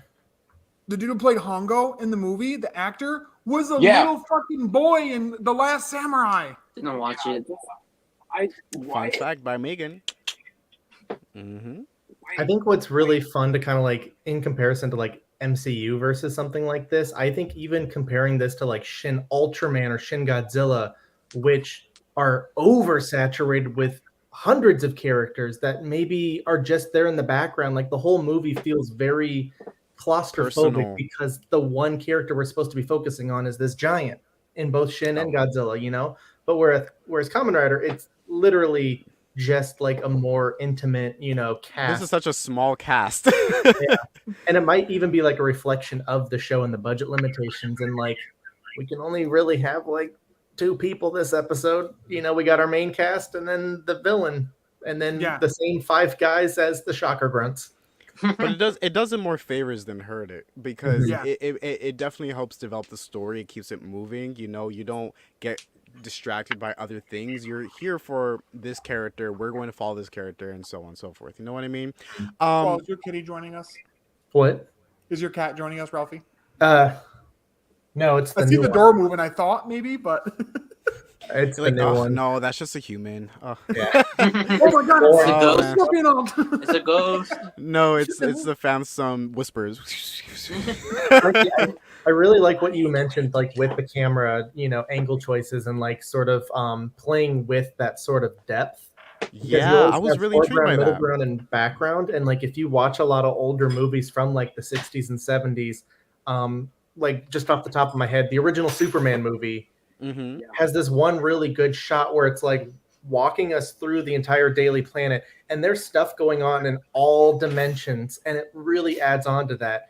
And then there are some really simplistic shots where they get the characters as far away from everything, and they sort of eliminate one of the 3, you know, and really it makes it more, you know, focused and intimate. Intimate, exactly. You see? That's what I personally really liked about the movie. Oh, is the cat going to join us? I'll get him. Yeah. Well, he'll get him. Not by his own choice. Lobster shirt, pink shorts. And the pink Best shorts. combo. Yeah. There they are. We gotta get a close up, of course. This is Aww. Hello, Boozy. Hello, Everin Young. His name is How are Otoya. you? Fine, thank you.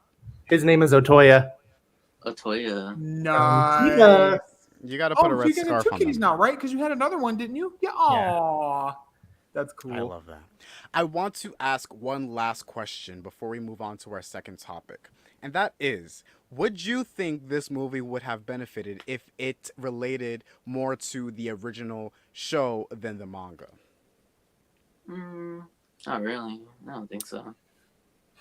It needs to be a healthier mix. I think that if Yeah. it would have went in the other direction, it would have lost some of the coolness factor and the like, wow, this dude's really a fan type factor that I appreciated.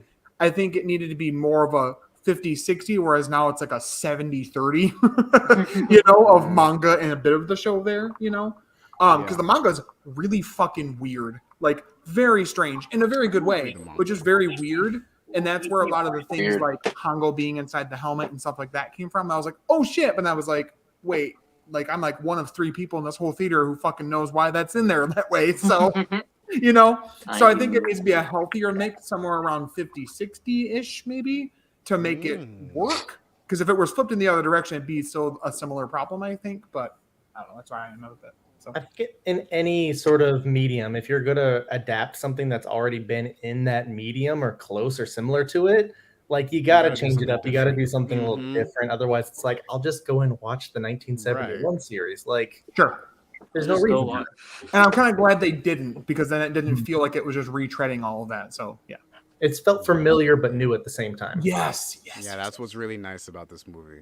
It's taking something that we all love and enjoy and making it different, giving it almost like not necessarily a new story, but telling that story in a new way. There we go. That's it. I So think any the final strength of closing it- thoughts? Yeah, I feel like the strength of it that I really like took away from it was, and I said this to Tyler, and he kind of agreed with me and reiterated the same thing to me, was that it didn't feel, because he's seen some of the original show that I've watched with him. He said it never felt like they were embarrassed of the original show. You get that a lot when they do rebooty remake things where they act try like to, the original show is stay this away fucking from it. clown show. They make a joke out of something that was very like commonplace. In Yeah. the show, Right. And so they took like what worked from that as a setup and like the manga stuff, and I think mixed it decently. I mean, I now see where Squall is coming from. It's kind of opened my eyes a little bit that it could have been mixed a little bit more evenly. But that's what I liked the most about it, is that it wasn't embarrassed of where it came from.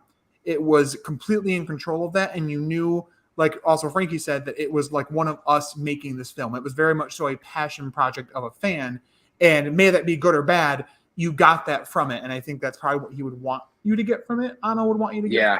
That it was from a fan to fans.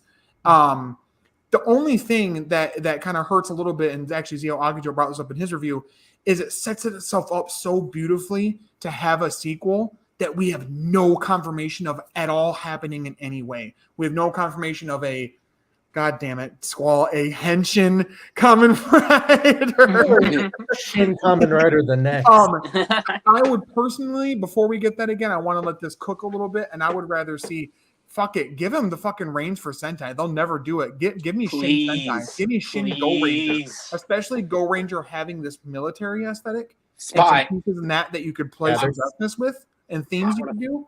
Absolutely. Fucking give it to me. You know, It was like a and decent give me foreign Cho Go Ranger. Henshin Kamen Rider.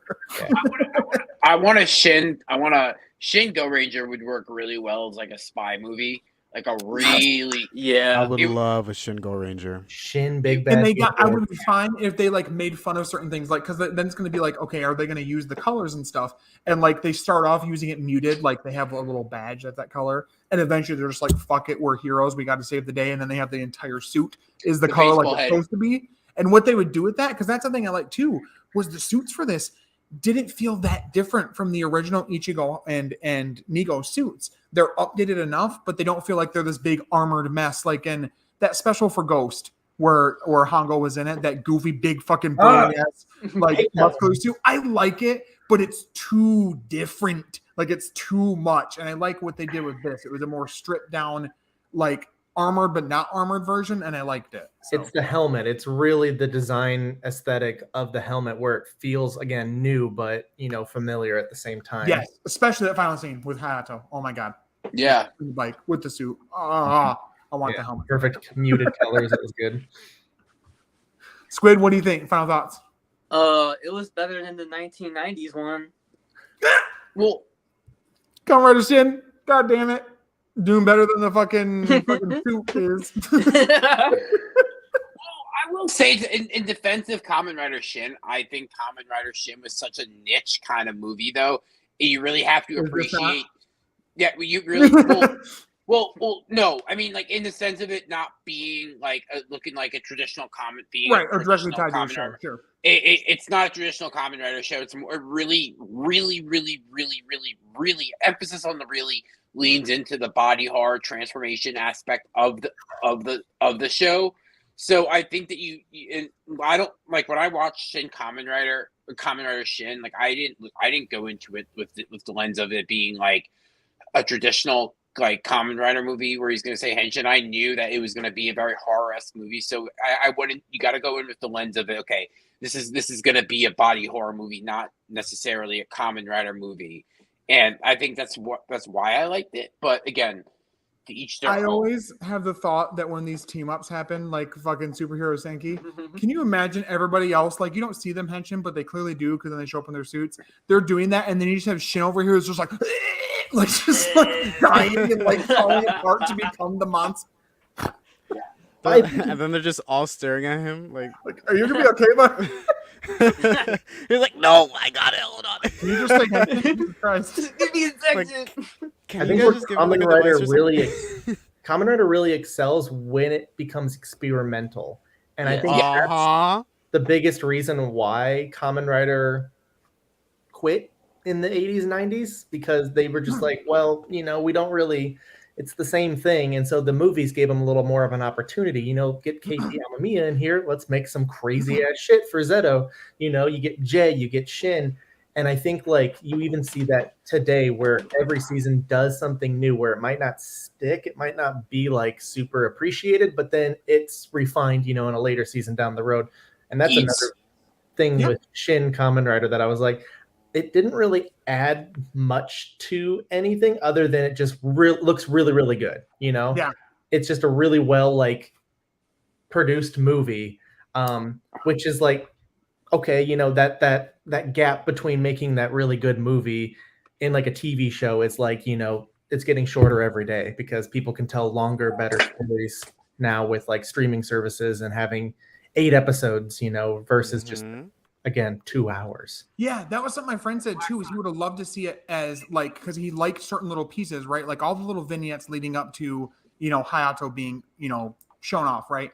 So he was like, I would, if this would work really well as like a little mini series. Like, what was that one he talked about? Black Sun? I said, yeah. It's like something like that. Yeah. When you get some episodes, just the Wasp thing in general with her controlling the townspeople was interesting enough to want Could to have been see a whole more of that. episode, yeah. It's Yeah. like, Especially if you sprinkle it in without realizing it until it's brought up, and then it's been like, oh my god, if I go back and watch these episodes, it's been there this whole time. people in the background being fucking weird. Yep. Well, and it's funny too because like the character in Shin Kamen Rider is her best friend, and in the first episode of the 71 series, she does have a best friend named that, although she does not. That one doesn't become the Wasp. The Wasp, She yeah. seems I was to be like, that's very kinda normal cool, they- as of right now.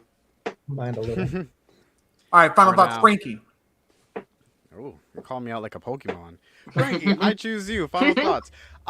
Really, really glad that I went to go watch this movie, even though it was a little late. I did appreciate the fact that they took some more creative liberties with this. I have seen a little bit of the original show. In fact, it was actually my first Kamen Rider show that I was ever exposed to because YouTube had some free episodes. Nice. And so I watched some of that, It's and I'm so like, much oh, fun. Kamen Rider seems God, cool. it's so fucking weird, but it's so much I felt fun. a little intimidated though because I'm like, ooh, like this is so fun, but there's so many seasons. You know, I'm really glad that I took that step forward. Look to at the really get flip into cover the for genre. Shin Godzilla. Ooh. That's Aw. fucking cool. I The love when they next do thing flip on your cover wall. art for shit. They don't do for movies a whole lot, but goddamn, look at that shit. That's That fucking was cool. really cool. Sorry. I would love to get that for a Shin Kamen Rider. Okay, wait. Um, One tiny thing before you continue. I just want to know this. I got to know this now. Right this second. Boom! It's announced. Physical release. Blu-ray like Shin Ultraman and Shin Godzilla. Are you guys buying it? Yes or no? Yes. There's not. Depends on the See- special features too. Sure. If it's got it, I'm definite, but Well, this Sleep on our back. It's got some. I don't know what the fuck it has. I gotta buy it because I have to edit it. he wouldn't You get have the to footage buy any it. other way. Yeah, no. Like day one, it'll probably change nothing with our chances of getting anything from fucking other releases and shit through Shout Factory or whoever the hell. But yeah, day one, fucking yes, absolutely have to have it. Pre-order that bitch. Pre-order Well, that bitch. I will say that with how successful this has been airing it in the US, I can see it happening more often with other projects, and maybe that'll all lead up to the shows coming overseas. You know, that I hope to see it happen. But yeah, like I was saying, it was a really fun movie. I really like the way it was filmed. I did some more research on it, and I was blown away. I was surprised, and I had a really good time talking about it with you guys. So those are my final thoughts. Yeah. All right. I want it all to right. be that the only way that we'll get releases going forward because they saw how well this did. Oh, sorry, if it's going to come over here, it's got to be the Shin version. Give me Shin Tokyuger, Shin fucking everything. I'm crying. They just, you know what? Fine, we'll take it. We'll just have like a ball, just like watching these movies and being like, okay, so let's see what it did right. Let's see what it did wrong. I'll make sure to be 40 minutes of those as well. All right, so let's get into our second topic for the night. We will be discussing our favorite secondary writers because, like you mentioned, Zach. Actually, why don't you go ahead and mention it, Zach? So yeah, I came up with this along with the discussion thing because I thought the discussion thing is probably going to go on pretty long, but I still want to have another little small topic to have fun like we always do. And I thought because to me and for my friend that saw it with me as well, Hayato fucking stole the show as soon as he came into it, that we would talk about our Literally. favorite secondaries because before I started watching, first I saw the movie, and before I started rewatching back more of the episodes with Ichimonji in it, I didn't dislike him, but I didn't have enough exposure to him. And my man's a fucking boss. And so he's the inspiration for this to be about secondary writers. I'm sure we'll all have different ones to discuss, but let's start with Squid.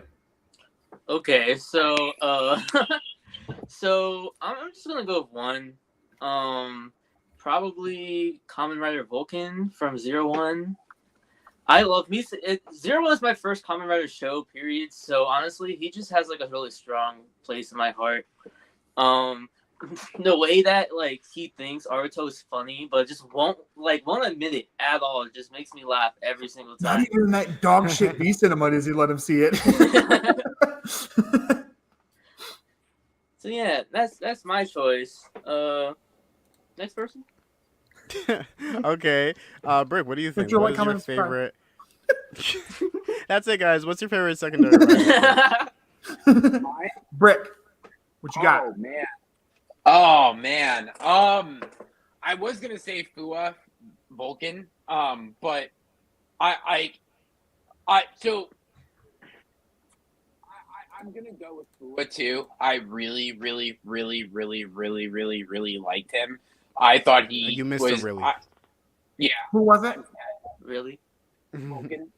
Yeah, it sounded like you were Okay, underwater for sorry, a you second. cut out like during it. Sorry. Oh, yeah, no. I love Vulcan. I watched 01 was one of the seasons I really stuck with.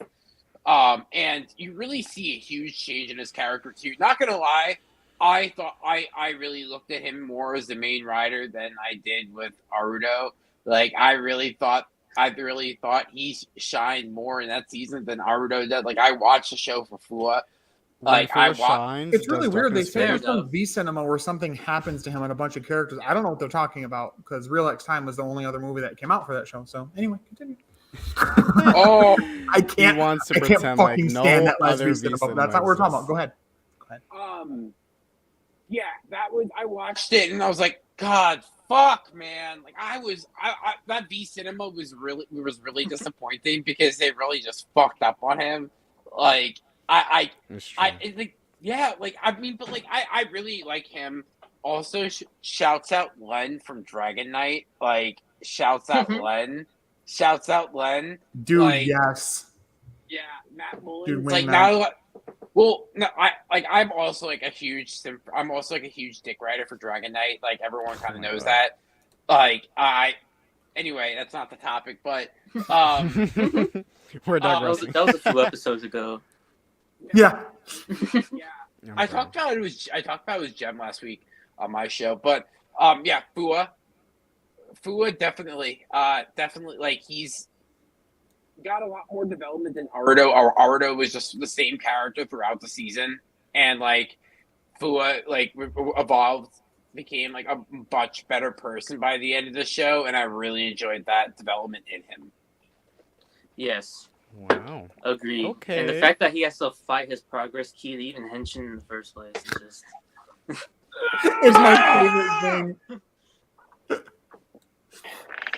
There's, You got I it. think I really enjoy Fua as well. That's not going to be my choice at all. I'll have Squall say his first, but I like that the actor that plays him is such like a fucking awesome dude. He like for the longest time I was subscribed to his YouTube channel. He's like a straight YouTuber and everything way before he was doing acting, and like he's really funny. And he got to the pose that he does for Rampage Gatling. He created that himself.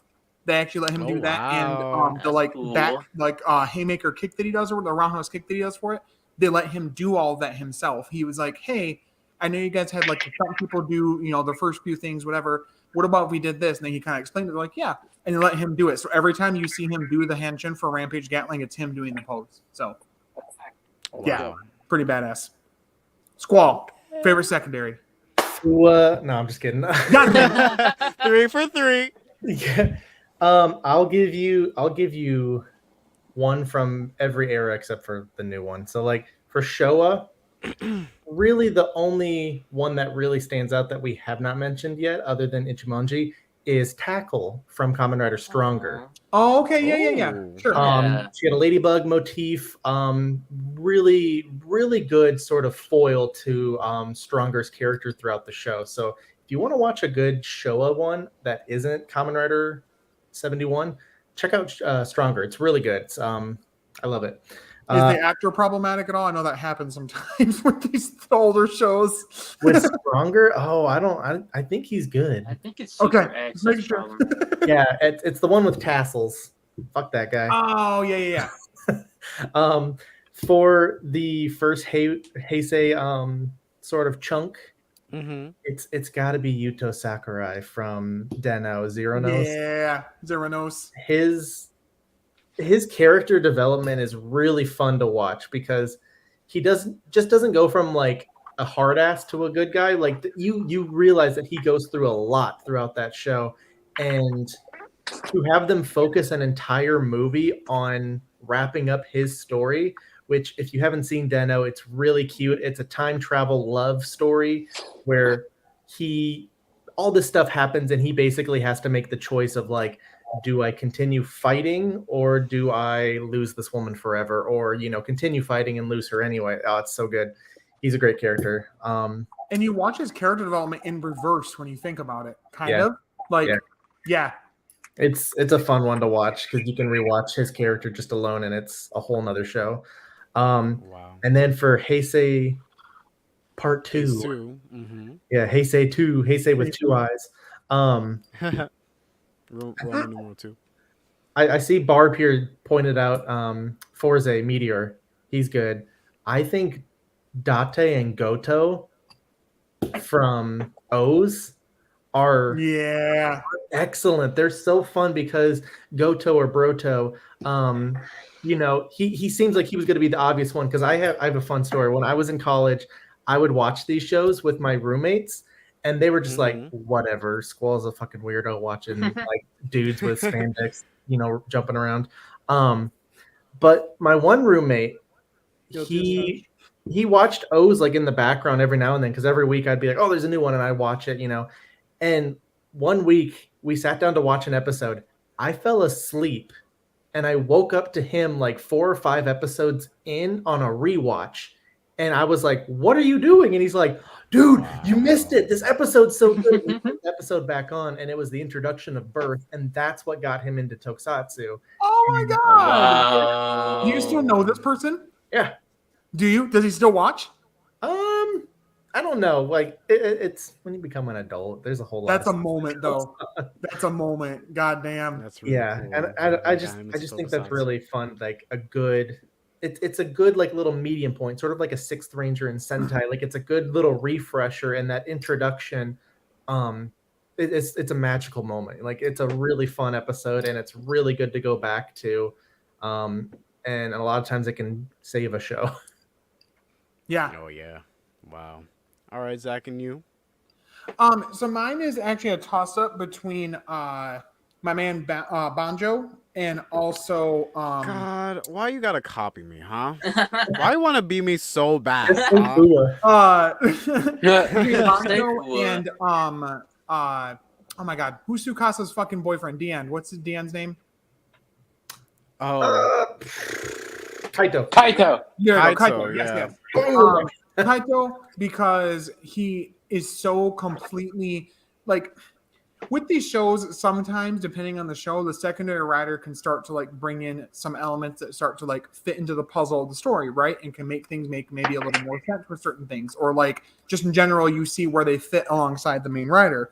When my man Kaito comes into it, it becomes more fucking chaotic of a mess of a show than it already was. Like, I love Decade, but I also know it's a fucking hot, toxic dumpster fire of a show in the way that it's like together, timeline wise, whatever you want to say. How many shows end with the secondary writer shooting the main writer in the face? But I like Kaito's aesthetic. I like that he has a fucking gun changer. That was like the first time I'd ever seen that in Rider. I think at that point that was the first gun changer for Rider. It wasn't. Who was before that? It wasn't somebody in Kabuto. He had his little. Oh, okay, yeah. Okay, yeah. Just like looking that way, and like how it took the card aesthetic and flipped it on its head with like using the more dark evil riders for his power set, if you will. And how he was just always there to just fuck something up for Tsukasa, and every episode he was in there like, okay, we're about to succeed. No. Episode Yellow with him is one of the best Kamen Rider movies. Like the whole, if you've seen it, you know, and if you haven't, there's no way that I can sit here and explain it to you. But like, if you know, you know. Coalesces at the end, and it's so cool. Oh, I love it. My man's so great that him and Tsukasa literally supersede and go beyond the limits of their own show and are even more awesome and enjoyable in Geo, which is like a decent-ish kind of verging on crappy-ish show to me, the way that it like starts to fall apart near the end. Like I like most of it. I'm not trying to like crap on people for liking it, but like it starts to kind of fall apart near the end a little bit, but not because of Decade and Tsukasa, essentially Tsukasa being the fucking tertiary of that show. Let's just be real. But like Kaito's even in it for a short time, and he's even better in that show, and he is Kaito to the max, and it's so cool. I like him a lot. Also really good in Shinkenger. What's that? We're gonna keep your favorite secondary as Kaito because I am going to talk about Banjo. Banjo is my favorite secondary Hank, is he rider. I leaving feel, the like, video game? I feel like I'm a little loud. Am I echoing on someone's? No, that was Bobby? Brick over here. Okay, yeah, great, lovely. Yeah, Banjo. He's an interesting guy. He was wrongly accused of something he didn't do, and with Sento, yeah, they work together to solve this mystery. They do work and together so Scooby much. Gang. A little too much, don't Yeah. you think? It's like a little. The heated Bye, drama. King. Bye, King. It's interesting. They're down in that basement a lot together. But yeah, Wonder no, why. he's a really interesting character, right? He's a really interesting character, and Cross Dragon, he's a really cool guy. It's a fucking I nice love- ass suit. I don't know if this is a common opinion, but I like Cross Dragon's form more than like his Splash form. Splash Yeah. Dragon. I don't really like that. I mean, I'm sorry, Crossy Maguma clears all of them, but yeah, no, I'm not saying that's my absolute favorite in the show. I'm just saying that I prefer the Cross Dragon over Splash Dragon. Okay, don't get it twisted. But anyway, yeah, that's my. no, he's favorite. great. I think he's great. I think he is a nice foil to Sento, where like it's literally brain and bronze separated out. Literally, You know, literally.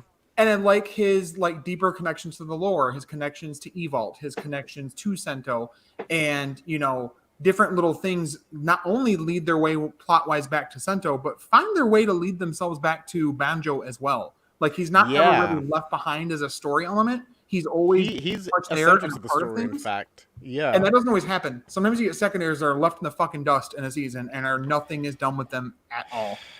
Pretty nice. So Tycoon. as of right now of this recording, he kind of needs. But no, so he's cool for that. And dude, the fucking debut for Crossy Magma, goddamn, that is such a cool debut henshin. Oh my god. Well. Would you look at the time? Jesus Christ. We did it, guys. We did it. 1:30. Wow, I hope you weren't late to Squall's this. editing the movie right now. I see it in his glasses. Yeah. We all of a sudden we hear the moaning. We're like, "What is that?" He's like, "No. I'm Squall, just cutting no! that part out." That's the wrong henshin. No. All you hear is ee, ee. Oh my god. He's like, "Sorry guys, I got to do a little bit of recording." Brick, just for you, I'm gonna put the E's back in. Thank you. Yes.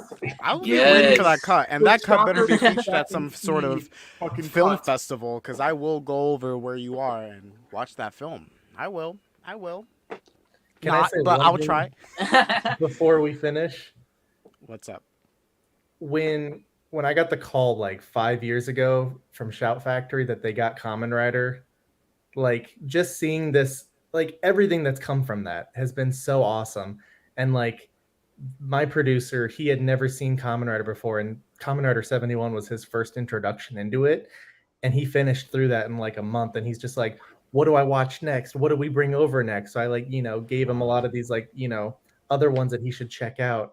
But just seeing everything that's come from that, and like seeing everything and everybody that's popped up to, produce content and to kind of continue carrying that torch, it's really lovely to see. So I just want to say thank you to everybody here, and thank you to everybody watching that, you're gonna inspire the next generation of people who will have it better and easier to get this sort of content and to enjoy these type of movies in theaters, hopefully more than just 2 nights.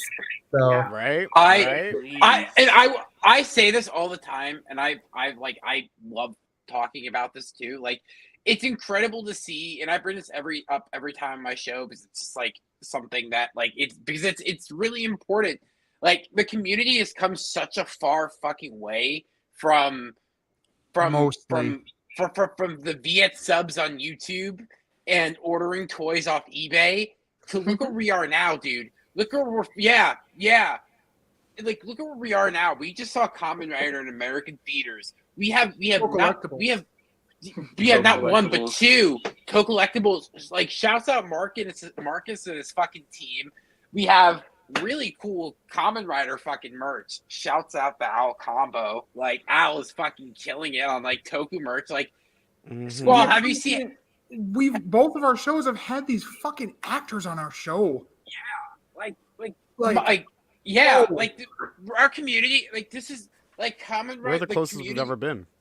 Yeah, I think it's really important. Like I get always wanting more, but I think it's really good to take it in for a second and appreciate what we have and how good we have it right now to like compare to what it was in 2020, as recent as like 2015, 2014, like 10 years ago. This was a completely different landscape than what it is now, and it's really cool because again, people like you, Squall, have like paved the way for a lot of us newer content creators, like to be where we are now. Like honestly, I wouldn't have started the podcast without like work doing superhero time.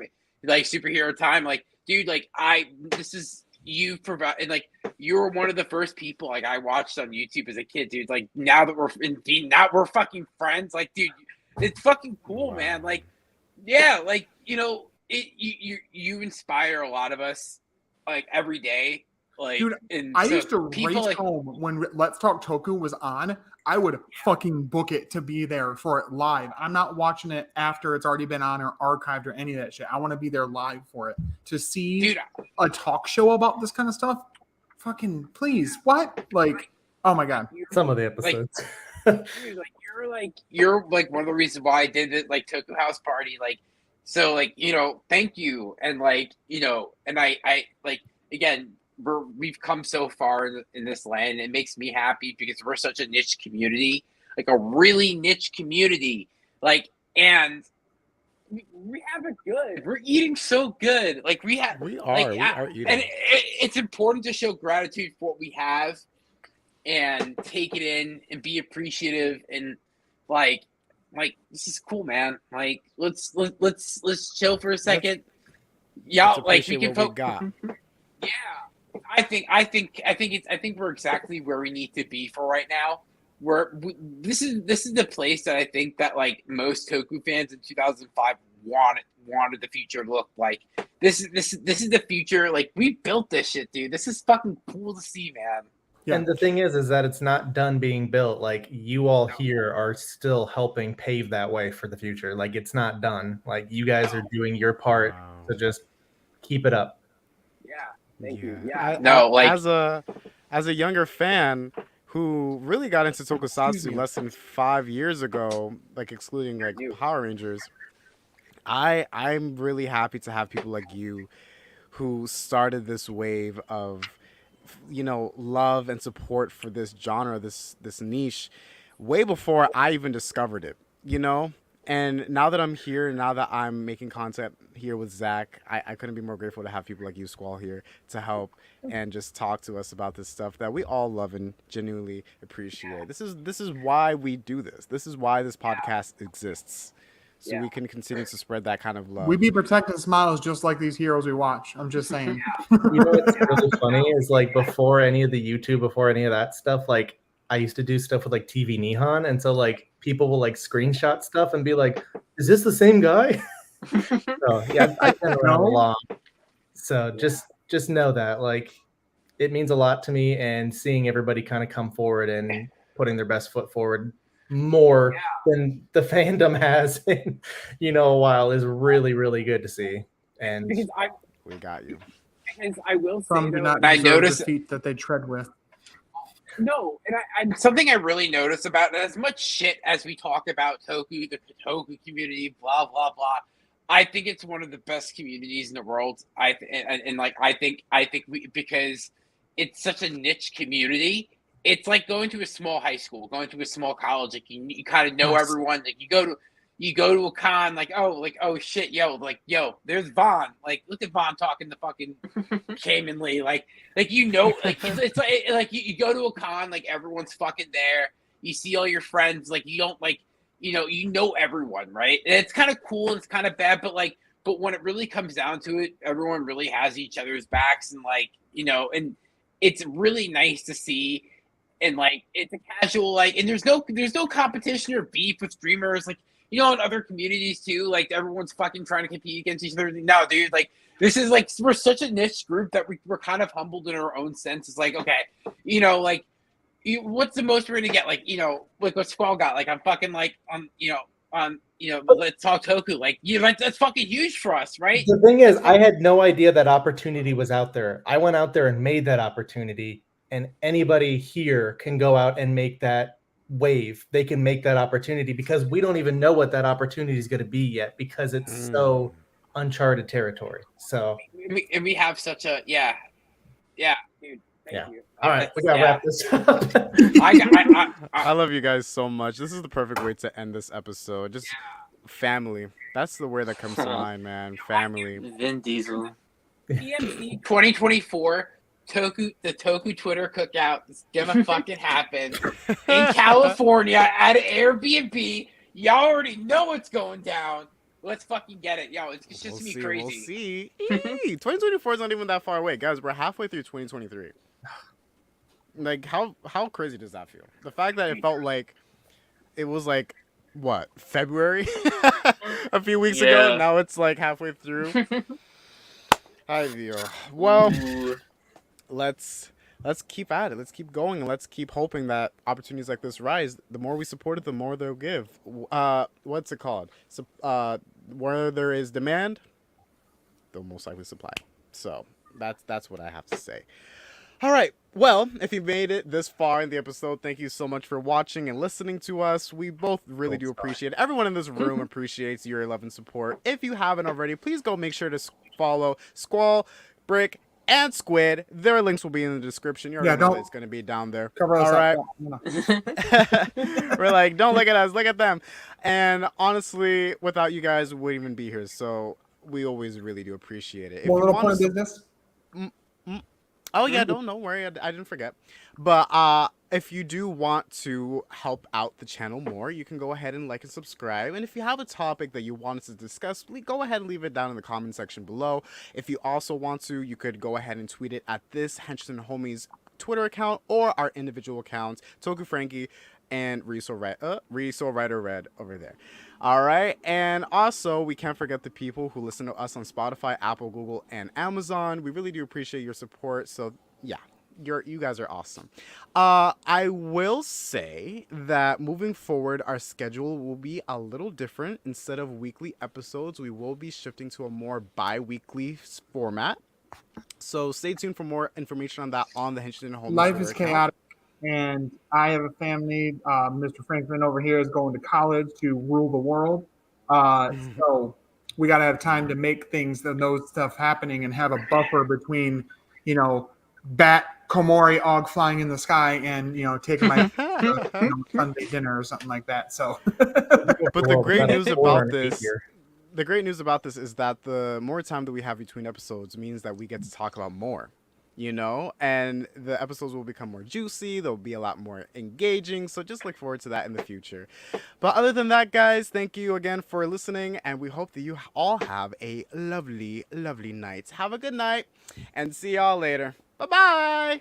Bye. Bye.